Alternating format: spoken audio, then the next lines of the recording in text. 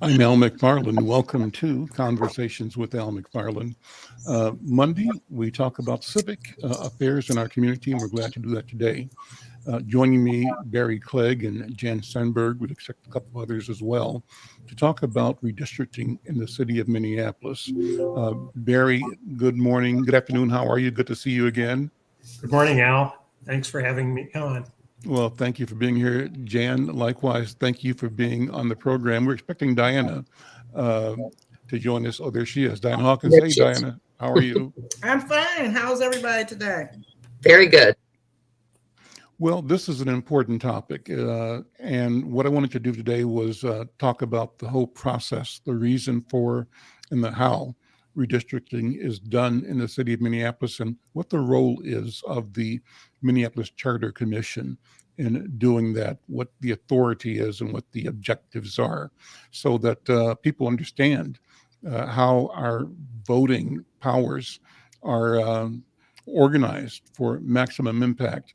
And the three of you are members of the Charter Commission for the City of Minneapolis. That is the body that is asked to come up with changes of voting districts or boundaries in the city of Minneapolis based on the last census, the 2020 census. And I want to begin, Barry, by asking you to kind of walk us through, do a redistricting 101. For those who are unfamiliar with the process, the why and the how, let's give people a background, and then we'll explore what the challenges are and what the intended and desirable outcomes should be for the residents of our city. Hey, Dee, how are you? Good to see you. I'm happy to. Just like the federal government and the state government, the city of Minneapolis has to be redistricted after every census, and a census occurs once every 10 years. And the reason for that is based on the one person, one vote rule. If we had one district that had 50,000 people and another district that had 20,000 people, that would obviously be unfair to the district with 50,000 people. Those people are underrepresented. So the goal of redistricting is to make the populations in each ward or district roughly equal. And in fact, the Minneapolis Charter requires that the population of each ward or district be within 5% of the mean population of a ward or district. So it can be 5% higher or 5% lower. Now, in Minneapolis, the average ward has about 30,000 people in it. So 5% of that is 1,500. So it can go up by 1,500 or down by 1,500, but not beyond that point. The census data from 2020 shows us that we have a number of wards that deviate both up and down from this. For example, the second ward, which mostly includes the University of Minnesota and Dinkytown, is over. So is the third ward. The third ward includes some of Northeast, the East Bank across from downtown, and part of downtown, where all kinds of new apartment buildings have been constructed in the last 10 years. And the third ward is way over by about 10,000 people. There are other wards that are now under. That includes the first ward, which is far northeast Minneapolis. It includes the sixth ward, which is in the Seward area. It includes the eighth ward, which is south central Minneapolis, the ninth ward, also south central Minneapolis, and the 11th ward. All of those are too small, so we need to add population to those wards. Now, I just went through 7 wards that are either too big or too small. And when you redraw 7 lines out of 13, you're pretty much guaranteed to have an impact on every ward. So even if your ward is not even if your ward is fine, your ward is right on. Because we're moving all those other lines, your ward still may be affected. And what we do every year, every 10 years, what the charter requires is that the Charter Commission, assisted by an advisory group appointed by the Charter Commission, draw draft maps, which we've done, and then hold public hearings, and then draw final maps and hold more public hearings. And that's the process we're in the middle of now.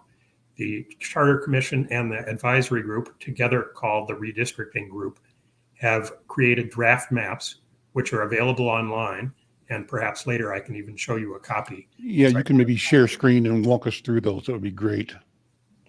Would you like me to do that now? Sure. Yeah, sure.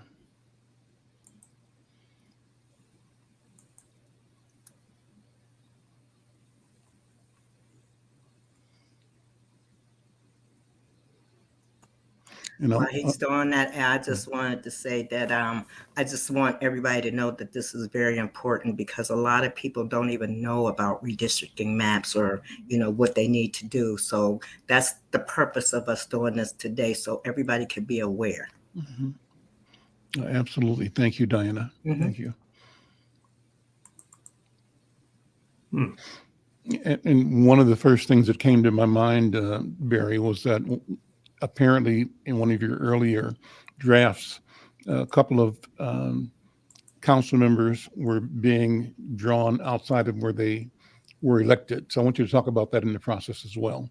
I will do that. And it's not letting me share my screen right now. Do I have to be authorized to do that?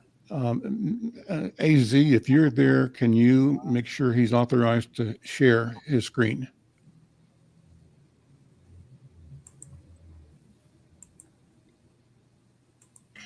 And if not, I know you both have the materials because we sent it to you. Yeah, she says she should be able to share, Barry. And if you're not able to that time, we'll just keep going without it. Well, let's go on without it because it's, at least right now, it's not letting me share. Okay, no problem. So you wanted me to mention having council members accidentally drawn out of their ward. Right. But actually, you were sort of doing a summation of why this is important and how it works. And if you're done with that, let's talk to that question. But if you have more to say in terms of a general description of the process and timing, please go ahead and do that. I would say in terms of a general description, the goal is that not only do we have roughly equal populations, but we also keep communities of interest together. What are communities of interest? Communities of interest can be a neighborhood, physical neighborhood. It can be a racial group to keep together so they might have a better chance of electing a representative to the city council or the park board. It can be a distinct geographic area like east of the Mississippi River. So we have to keep all those things in place. That's why the wards don't all look the same. I mean, if you were just cutting the city into 13 chunks, you could make 13 squares and just about fit the city just fine. But if you did that, you would probably make it difficult for racial groups to elect representatives of their race to the elected body. And you would split neighborhoods, which most neighborhoods don't want to be split, and you could split other communities of interest. So we have to keep all that in mind as we draw these lines. And I would add that this is not only for the city council, but it's also for the park districts. Once the Charter Commission approves the final map, it's final. It's not up to the city council after that point to approve it, or the mayor. It's final after the Charter Commission takes the final vote. I don't know if you remember, I'm sure you do, Al, but years ago, the city had a partisan redistricting program where the Charter Commission did pick the members of the redistricting commission, but they were picked from lists provided by political parties. So the Democratic Party would provide a list, the Republican Party would provide a list, and because it was a major party at the time, the Independence Party would provide a list. And of course, the Independents and the Republicans were trying to draw these long, skinny wards at the far south Minneapolis. And of course, they ended up getting sued every time. So last time around was the first time we had this nonpartisan process with the Charter Commission and the redistricting group. What's the role of the court? I think you all are sort of buttressed by a court that's standing ready to make decisions if you all cannot make one. Is that correct? Am I understanding that properly? The Charter Commission is required to make the decision. I mean, the Charter Commission has 15 members on it, so it would be unlikely that there would be a tie vote. I suppose a district court would make the decision if for some unlikely reason there were a tie vote at the Charter Commission. You're familiar with the state process. And in the state process, of course, the legislature is supposed to decide, Right. and it never can because we have a divided legislature. So a court decides and has decided for the last several cycles. The Charter Commission in 2012 voted unanimously on new draft maps. There was no litigation. So I think it shows that a nonpartisan process is more effective. Okay, great. So let's talk about the two that I mentioned, Ward 4 and Ward 5, where the incumbent in Ward 5 and the incoming Ward 4 city council member would be drawn out of their districts. How'd that happen, and what's the solution to that? It happened because the Charter Commission doesn't know, and the redistricting group doesn't know where our council members live. Mm-hmm. And we were drawing maps without that information. We're not supposed to have that information. And unfortunately, in both of those situations, the affected council member lived within a block or so of the line. So we inadvertently moved the line a little bit, and both 4 and 5 were out of their ward. But then we went to the city attorney and asked what to do. They provided us with some case law that says once you've drawn the lines, it's permissible to go back and look at addresses of existing representatives, because having your existing representative in your ward is a community of interest. It has been so defined by the courts. So it's then permissible to redraw the lines, not by a lot, but by a small amount, to put representatives back in their wards or districts. If we first started out knowing where everybody lived and then made sure everybody was in the center of their ward, that would be the wrong way to do it. And that would be gerrymandering, and that's not what we're about. So. Okay. Well, it's good to hear that you've been able to redraw the lines to accommodate keeping those that incumbent and that elected in the wards that they've been elected to. What are what's the relationship between the ward and park district boundaries and other state boundaries or county boundaries? Any relationship at all? There are 13 wards, as you know, and there are 6 park districts. So it's impossible to make them the same map. And it's 13 is not divisible by 6. So you can't put 2 wards in each park district either. So they're going to be different. The precincts are drawn by the city council. Basically, the clerk's office performs that function after the ward and park district lines are drawn. As you noted, the state legislature also redistricts and has Senate districts and House districts. Those don't have to be along ward and park district lines either. And county, how does the county interact or not? The county draws their own lines. The county board draws their own lines, and they can put them wherever they want. Okay. Jen, welcome to jump in. Any observations or thoughts or things that consumers ought to know about the process? And is there a process for people to have input? I mean, this is a question of the commission and the committee being established to, in an insular way, give critical thinking and thought and, responsible thought to coming up with a decision? Or is this process in some way influenced by the public? Oh my, it is so influenced by the public. One thing Barry had mentioned, the brief history. If you look at how things were done 10 years ago, the first time it was all the Charter Commission, and now it's so different. We had an open public process before, but now it is super open and super public. They have a piece of software that's been put together, Redistrictor, and I think you probably have some information, and we're trying to get that information out to people. And people can go online very easily and make their own comments, which they can post online for all the redistricting group or anybody else in the public to look at. And they can submit comments via, there's a link online for them to do it. They can mail a letter, but usually they're going to look at a map. And Barry said this so often, nobody really gets interested in redistricting until there's a draft map, because nobody has skin in the game. Well, people have skin in the game right now, and we are getting more comments. And I think, and people can propose their own maps, and you would be surprised about. Now, some people have not taken it seriously, but most people do, and most people do. And some of those maps have actually given redistricting group members great ideas about what changes needed to be made and what could be done.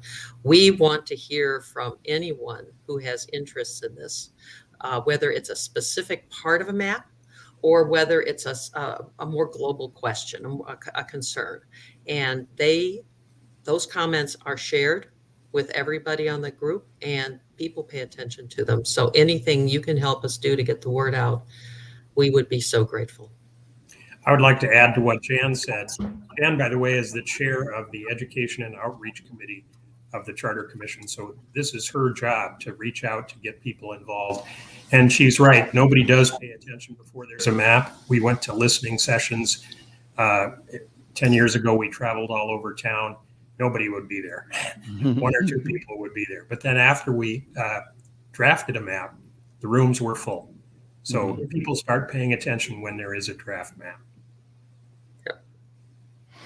I'm looking at a document that you sent to me, Barry, and thank you for sending it. It's the redistricting process and timeline, and section 2 that talks about process documents. And it says that make these documents to explain more about how the process works. Bullet 1 was understanding redistricting. Bullet 2 was principles for redistricting. Let's go over that again. So the principles that guide your work, your consideration as the Charter Commission, explain those again. The principles are basically rules that we consider when we are redistricting. And that includes both the participation of the advisory group. The advisory group sits at the table with the Charter Commission and has a vote on every single vote, except for the final vote to adopt the maps, because the charter requires that that decision is made by the Charter Commission. But it also involves keeping communities of interest together. It's a principle of ours to keep communities of interest together when possible. It's a principle of ours to, if possible, certainly to follow the Voting Rights Act. And what that means is we can't pack districts that would prevent a minority group from getting the possibility of having 2 elected officials. We can't crack districts, which makes it impossible for, if you crack a district, you split it in half, and where a minority group might have had a chance to elect a representative if they were together, they don't have that voting power if they are apart. So that's all complying with the Voting Rights Act. It's a principle of ours that, to the extent possible, we want to create opportunity wards, giving racial minorities, and I know minorities is a bit of a stilted term that's fallen out of favor, but in the voting rights business, that's a term of art because it's used in the Voting Rights Act and used in all the case law governing the Voting Rights Act. So my apologies, but I'm just speaking the lingo. And I would like to add that I think 10 years ago, we viewed it as a success that we were able to pull together wards, 4, 5, 6, and 9 as essentially minority opportunity wards. And that went on, as you could see from the elections, to have been pretty successful that way. This year, I think Barry mentioned, we came up with some priorities during our most recent meeting. And one of those priorities was to make sure that we kept wards 4, 5, 6, and 9 as minority opportunity wards. Now that gets tricky because some of them need to have people moving around. And so you don't want to dilute the minority participation. But we're going to see. It should be some interesting meetings when we keep drawing the maps. There were other principles too that Barry probably remembers. Ward 5 is the only ward, which is near North Minneapolis, is the only ward in the city which has a single minority majority ward. That means that the Black population is over 50% in Ward 5. Right. 4, 6, and 9 are minority majority wards, but it's multiple minority majority wards. So it's, if you add the Black population and the Latinx population together, they constitute a majority, but one racial group does not have a majority in those other wards. Right. I think we had a story a couple weeks ago in the Insight about, for the first time, the majority of the city council seats will be held by people of color.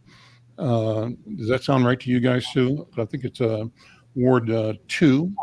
That's been settled with Robin Wansley, I believe, is an African-American woman.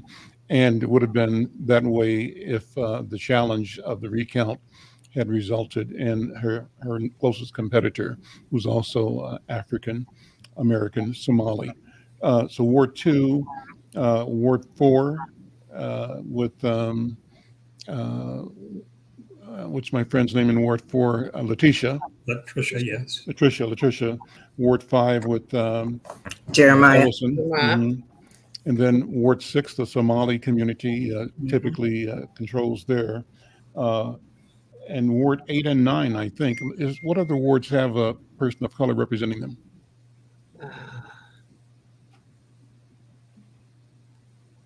I think you've 9. Yeah, I think you've said the list. I think you said the list. Covered it. Yeah. It might be one more. If I recall, it was like 7 of the 13 are people of color. I think you're right. And that's young people of color. Is it, did you name Ward 10? Ward 10 might be the other one. I didn't name Ward 10. Oh, it was Ward 10, right? Yeah, That's right. Ward 10, that's it. Yeah. Because Ward 11. Yeah. So, when you guys see what's happened, it seems like you're presenting validation for the principles and the aims, because more people of color are in situations or opportunities to run and to win. Jan, do you think that's what the will of the commission has been and the will of the public has been? I think it is, but what do you think? Oh, I think it's been a fascinating year politically. The motivation for, and I mentioned, especially young people, to get out there and run and get active politically, many of whom are minority. I think it was an exciting year. We saw so many new voices out there. The conversations sometimes got a little rough, but that's okay. That's okay. That's how we move forward sometimes. And so I thought that was terrific. We got people motivated. I don't think anybody saw the way the wards are constituted as being a way of trying to control a certain group or put a certain group in control. It created opportunities. And I think that's, if we can do that, it's like getting people to vote. That's what we want to do. I wrote a piece that said this new city council reminded me of the time when what they called the De La Salle Mafia came to power in Minneapolis a generation ago. And it reminded me of when John Darris, Dick Miller, Lou DeMars, Al Hofstede, all kind of under the leadership of Jim Rice, John Selchert, I think Tennyson, what's his first name? Tennyson and Casserly were in the House and the Senate, but you had a wave of young Turks, young rebels, not rebels, but young Turks, just young guys with energy and gusto and a certain amount of machismo, fearlessness. And they transformed the city. They came in and they remolded what it is to be Minneapolis by tools like tax increment financing and tools like accessing the federal funds for community development block grants. They looked at the resources that were there and the opportunities that were there, the shift in demographics, and they did a lot of good things for the city of Minneapolis, including creating and funding the neighborhood engagement processes that created organizations like Hawthorne and Jordan and the entire neighborhood block club movement in our city. I'm thinking that the new city council members are almost in the same position. They, as you said, Jan, are young. You might call them idealistic, but I think they're visionary. They're visionary, and they're not bound by tradition. And they, I think, you know, are willing to think freely, think differently, and hopefully by being in and among people that have history and that have a connection to the past, the best of their ideas can be brought forward and will challenge us as a community towards our best self. Barry, what do you think?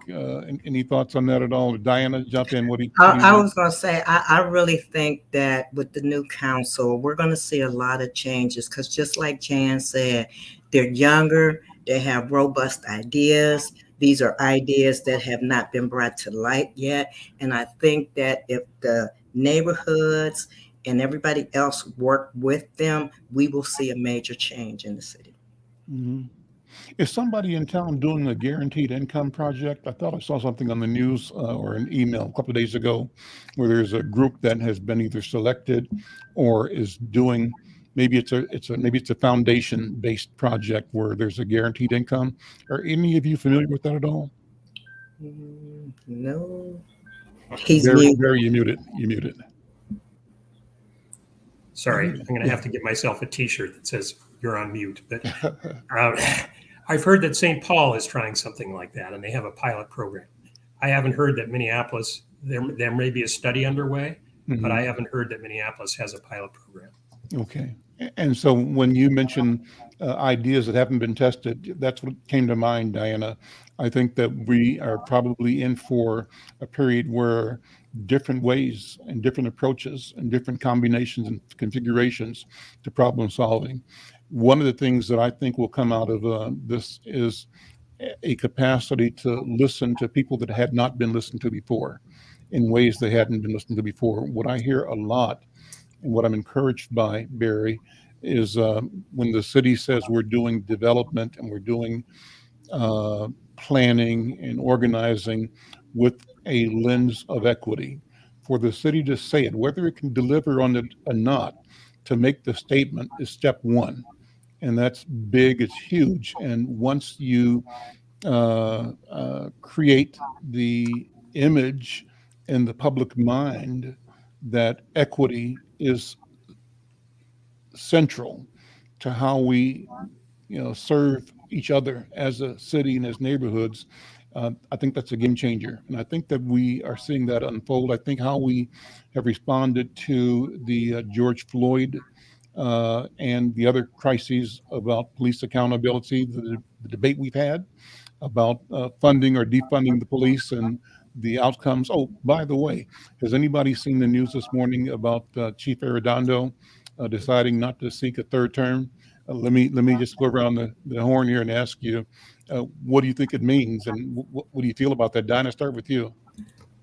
Um, it's going to be a little rough for me because him and I go way back 30 years from when I first met him when I first got here, and I've been working with him for a long time. So, I mean, but my hope is that and this is just my opinion, but our hope is that Mr. Charlie Adams will get a shot at it. But if not, we just have to make do.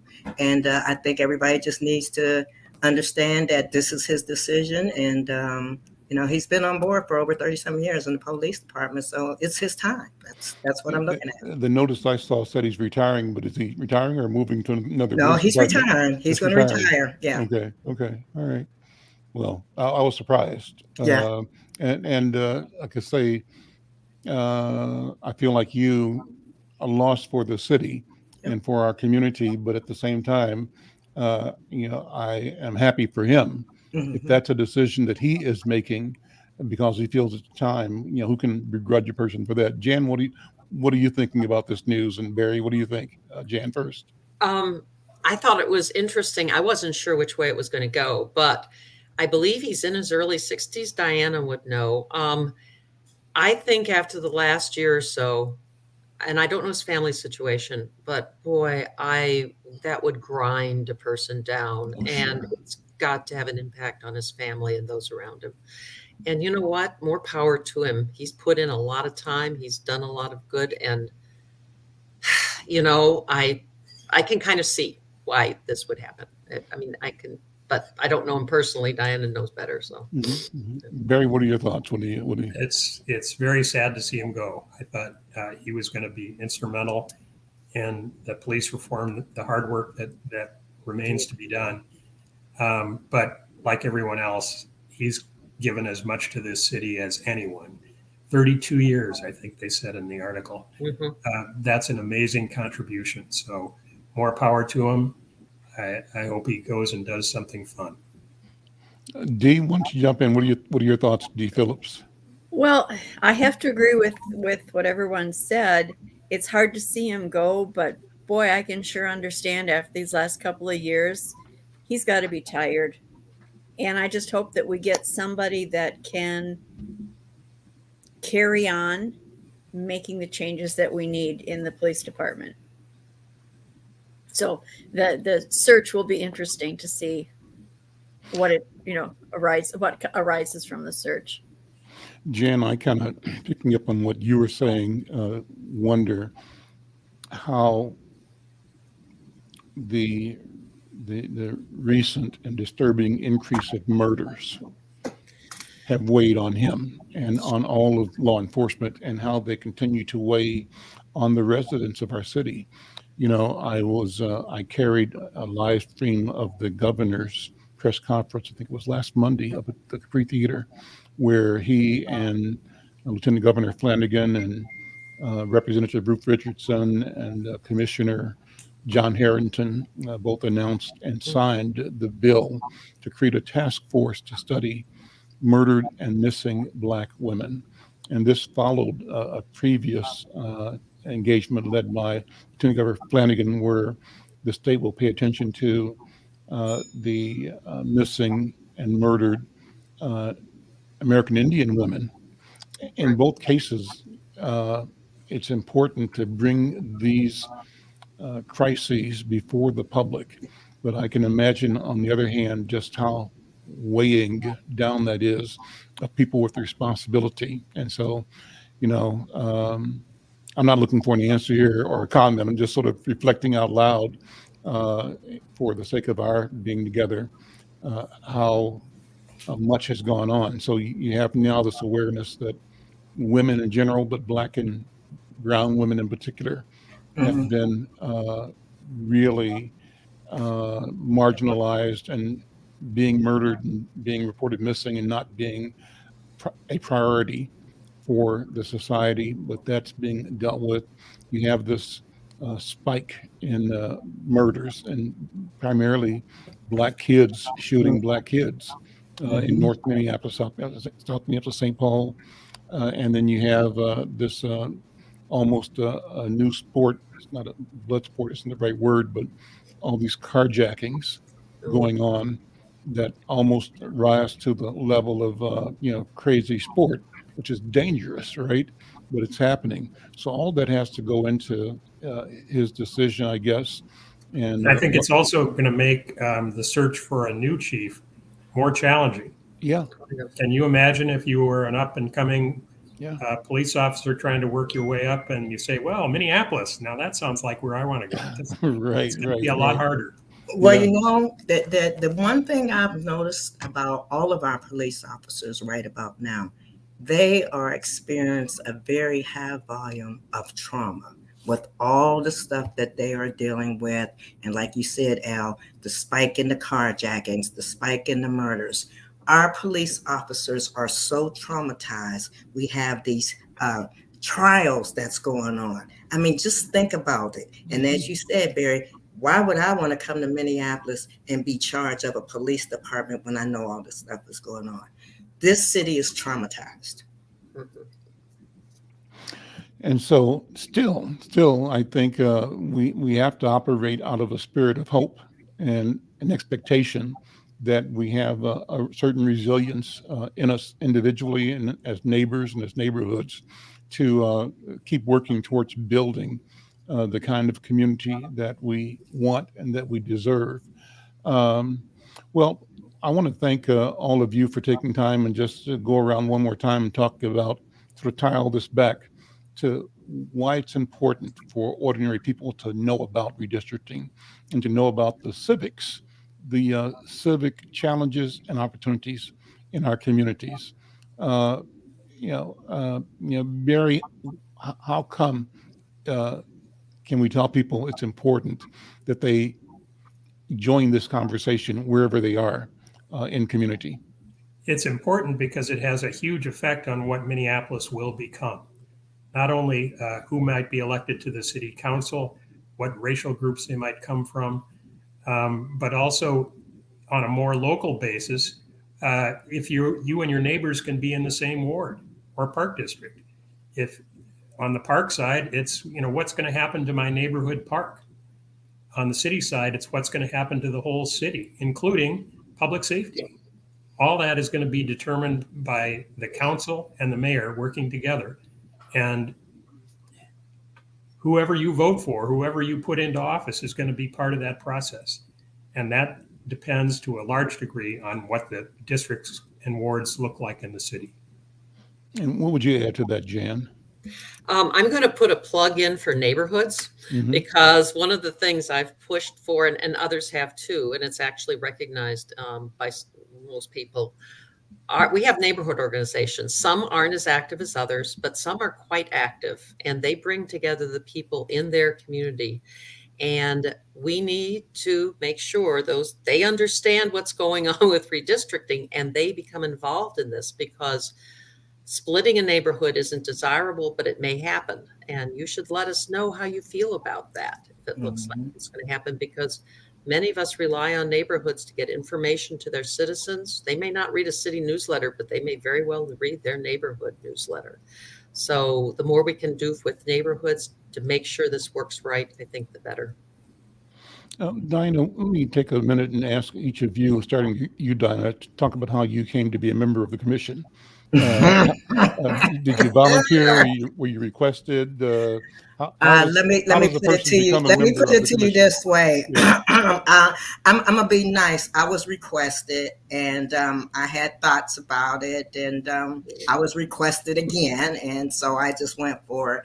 But it was very interesting for me to become a charter commissioner because I'm learning so much. And it wasn't until I really became a commissioner that I understood about this redistricting. I'm still learning a lot about the maps, but I myself, like I said, any way I can get the word out as a neighborhood organization, I'm more than willing to. This is what we're doing right now, getting the word out. So, I mean, for me, this is a great opportunity for me. And I got 4 more years to go, so I'll be around. Well, take a minute too, Diana. Everybody knows you, but just for the sake of somebody that doesn't know you, talk about all you do in the community. You and I have been connected at the hip for about 35 years as well. You got 10 hours? Well, I want the 2-minute version. Okay. Yeah. Well, I mean, for those who don't know me, I'm the executive director for Hawthorne Neighborhood Council, in addition to being the person for the Northside Urban Coalition, where we focus on opiates, trauma, marijuana, underage drinking, and underage smoking. In addition to that, I sit on numerous boards. And I've been in the community now for over 30 years. So, I mean, my work speaks for itself, and we're doing a lot of work with He-Man. We're doing a lot of work with Insight.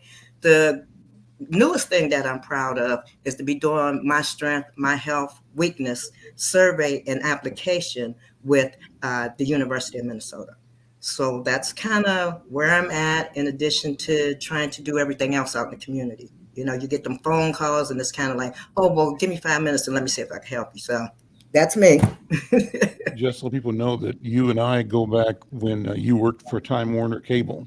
And I think the district manager, there was a black man named Eric Brown, just a wonderful guy. But with your help, we got the initial funding to create the public policy forum up at Lucille's Kitchen. It was your team and Time Warner money that got us going. So forever grateful for that. And hopefully the longevity is a reflection of the appropriateness of that early investment by you and by Time Warner. Jan, what's your background and how did you come to the work of being a member of the Charter Commission? And Barry, I'm going to ask you to describe who all the commissioners are and again, how they operate as volunteers in the whole network of governance in our city. I'll be really brief. I retired in '07. I worked for the legislative auditor. I was a program evaluator. And I've been on the Bloomington School Board of Education as an elected official before we moved to Minneapolis.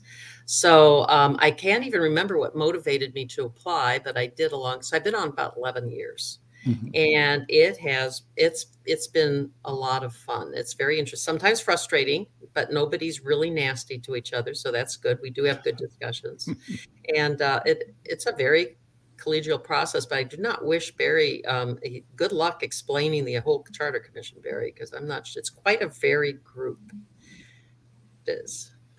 And I got my start in charter politics, helping Don Fraser knock on doors in the late '80s. He was proposing a charter amendment to create the executive committee, right, which has existed since the late '80s and goes away because of a charter amendment that passed this year. And I remember getting on the Charter Commission because I sent a grousing email to R.T. Ryback complaining about something, about the way the city was organized. And he emailed me back and said, well, you ought to be on the Charter Commission. So I applied. There are 15 members of the Charter Commission. Every charter city has to have a charter and a charter commission.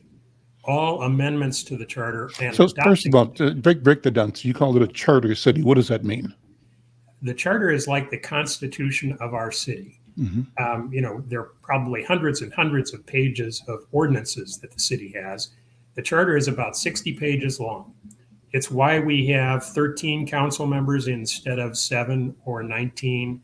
It's why we have a mayor-council system instead of a council-city manager system. It defines all those things. Mm-hmm. And what's important about it is the charter can only be changed by the voters. Ordinances can be changed by the council and the mayor. Every new council and every new mayor can repeal or adopt new ordinances. But the charter can only be changed by the people, by the voters. Mm-hmm. So that's what makes it important. That's why it's like our Constitution. And the Charter Commission is really sort of a standing constitutional convention because it can propose amendments to the charter. It can't change the charter. The Charter Commission can't change the charter. The City Council can't change the charter. Only the voters can do that. But the Charter Commission does have the ability to put proposals on the ballot for the electorate to look at. The City Council has that same power. But so the City Council can put something on, the Charter Commission can put something on, or voters can put something on themselves by petitioning and getting a certain number of signatures. So the 3 questions on the last ballot, did those originate in the Charter Commission? Interestingly, of the 3 ways to put something on the ballot, we had 1 each this time. Mm-hmm. The Charter Commission put the first amendment on the ballot, which is the Executive Mayor Legislative Council proposal, which leaves the mayor in charge of the administration of the city and the council in charge of legislating. And that passed. That passed. Mm-hmm. The second proposal dealt with public safety, and that was proposed by citizen petition. You have to get signatures equal in number to 5% of those who voted in the last general election. So that would be the 2020 general election. Mm-hmm. Of course, that was record turnout. So that's a lot of signatures. They had to gather roughly 12,000 signatures. Mm-hmm. But that proposal failed. And proposal number 3 was rent stabilization. That was proposed by the council, and it passed. Just a word about the rent stabilization proposal. It doesn't mean we have a system of rent control. Minnesota law says first you have to authorize it in your charter, right, and then you can adopt it. So there's another process to go through before we actually have rent control. But now it's in our charter, so we're authorized to have it. And we can make the decision before we couldn't. So 15 members of the commission, right? Correct. How then are those members selected, or invited to serve, and how long do they serve? They are appointed by the chief judge of Hennepin County in the case of Minneapolis. They're appointed by the chief judge of the county in which the municipality resides. So for us, that's Hennepin County. And the chief judge appoints all the charter commissioners. They serve for a term of 4 years and can be reappointed. The chief judge picks charter commissioners using the city's what's called the open appointment process. Mhm. So the city will post it like it posts vacancies in every other board or commission it has on a page. If you just search Minneapolis open appointments, you'll find it. It's the first thing that pops up. But then you can see, okay, there's a vacancy on the Planning Commission. There's a vacancy on the Pedestrian Advisory Commission, whatever there is. And it will include an application form. Now, because charter commissions are governed by state law, the chief judges don't have to do this. They could pick their own system, start their own process. But because this system already exists and is so easy to use, all chief judges in the last 20 years have used this system. But ultimately, it's up to the chief judge. This year, we have, I believe, 10 vacancies coming up on the Charter Commission. I'm sure some of those sitting commissioners will reapply, but that's not a guarantee of appointment. And I'm sure some of those commissioners will say, okay, I've served my time. Somebody else should get a chance. So there will be an opportunity this year if people are interested in serving. Terms are how long? 4 years. 4 years. So you've been on what, 2 terms, Jan, or 3 terms? Yeah, I was appointed in, I'm up this year. Mm-hmm. Yeah, almost 11 years. So 3 Okay. terms, I'm on my 3rd. Okay, great. And the decision to invite someone or to ask someone to consider or accept an appointment, what criteria is in front of the chief judge? Is she or he looking at geography? Are there districts that have to be satisfied in some way? What are the criteria for selecting and recruiting? It's really up to the chief judge, totally. I know we have a new chief judge this year, Judge Todrick Barnett. So this is his first year. He has been a very active judge in making appointments to the Charter Commission. In my experience over the years, some judges probably, in fact, have their clerks do it. But Judge Barnett, I know, carefully reviewed all the applications that he received. He called me and said, do you need anybody from the 4th Ward? What do you need to get some geographic balance, to get some racial balance? And then the judge actually interviewed his top 2 candidates. Okay, so there is an intent to be sensitive to the demographics of the community and to interests. Absolutely. And I think the judge is not looking for somebody who's a one-issue charter commissioner. Mm-hmm. Says, I want this kind of amendment to the charter, and that's all I care about. I think the judge is looking for somebody who has the broader interests of the community at heart. Barry, what do you do besides this? Your charter commission work is volunteer, correct? Correct. I should mention that charter commissioners don't get paid. Right. They get free parking at City Hall. That's it. So what do you do besides that? And what's your general way of navigating life in our community here? I'm a lawyer. Uh-huh. Okay. And you actively practicing law right now as well? Correct. Okay, great. Well, listen, guys, this has been a wonderful conversation. It's been an education for me. I hope it's a good education for our listeners and viewers. Any questions or comments or other pitches you'd like to make to our viewers and listeners? I would just note that the next public hearing on these draft maps is December 15th at 7 p.m. We're still not doing live meetings, so it's a Teams meeting. But if you go to the website and you can just search for City of Minneapolis Redistricting, that's always easier for me to remember than the actual URL of the website. But go there, you'll be able to make a comment on existing drafts. You'll be able to draft your own map. And you can also sign up to speak at the public hearing on December 15th at 7 o'clock. Are you And- able to share and- it with from your computer, Diana? Do you have those maps? Can you share them or not? The maps, Yeah. let me see. If you can, go ahead, Jan, while she's Oh, looking. the other thing you can do at that website is sign up to get on the city's email list with updates for whenever there's going to be a meeting or whatever. And I think they use Gov Delivery or something like that. It's really simple to sign up. It And they won't both- let, Oh, it won't let you. no, it won't let me, but I was gonna just jump in there and say these particular maps for people in the Hawthorne, Jordan, in that area, they are on Nextdoor. So if you go to Nextdoor, you will see these maps up there.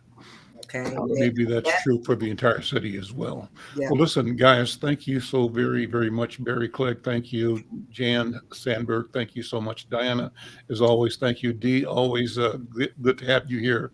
And Thank thank you. you. Thank you Thank you, for for, having thank us. you for the Monday afternoon civic lessons. This was priceless, I think. It was a great lesson. Thank you so Yes. much. I enjoyed it. I'm Al McFarlane. We'll see